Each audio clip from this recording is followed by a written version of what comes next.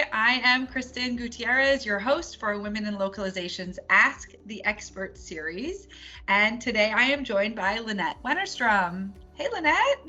So tell us a little bit about yourself. I have been in localization for pretty much my whole career. Started client side and got my master's at the Middlebury Institute. And I've been with We Localize for 4 years. I'm now a senior manager in the quality team, and my focus is client engagement. Awesome. So fun fact about me and Lynnette is we met when you were my client. Yes, we did. So long ago. That's a long time ago.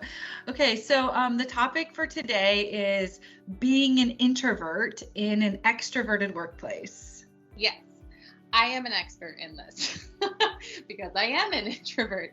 And I think as global as our industry is, I think it's very, just the way that we work is very focused on kind of Western ideals and working lots of hours and putting yourself out there and doing all that stuff.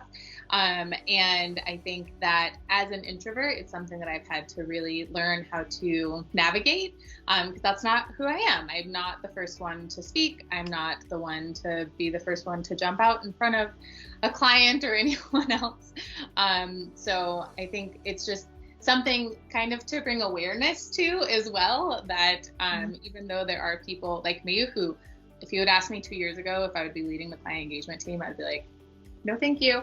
That, I may be able to do all of those things and be client facing and appear to be extroverted, whatever that means. But it actually takes a lot out of me in terms of the energy levels and the time it takes me to prepare and all of that stuff. So. Yeah, even this recording, right? So I am an introverted extrovert. Yeah.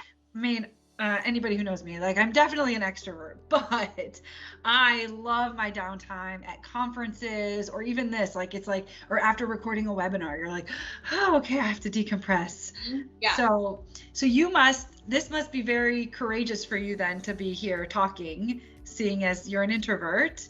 It's not the courage, right? It's the, it's the preparation ahead of time. I have to just get myself ready. And I feel like for extroverts, and everyone's on different ends of the spectrum, right? It's not one thing 100% for the other, but I think it's just the level of energy and effort that goes into it beforehand, whereas other people are just comfortable being like, okay, let's go, let's do this. Okay, so preparation and planning for an introvert. Now also, is there something to be said about being in an office? As an introvert, and an office space might be more of an extroverted environment, well, depending, right? But so share with us your experience or any strategies you have. Well, as you know, I have worked from home since 2008. So maybe that's why. I'm the introverted homebody, and I love it. I think, again, everyone is on different ends of the spectrum. In terms of how to be kind to your introverted neighbor at the office. I think maybe just not dropping in on people and being like, hey, can I grab you for 5 minutes? Or, overrunning on meetings. Because at least for me, again, this is all just me, but it's really about that space and being able to have the time to re-energize or energize before kind of these in-person interactions. That's fair. So how has all of the COVID era, post-COVID, video dominant meetings and everything impacted you as an introvert? I feel like everyone just came into my world.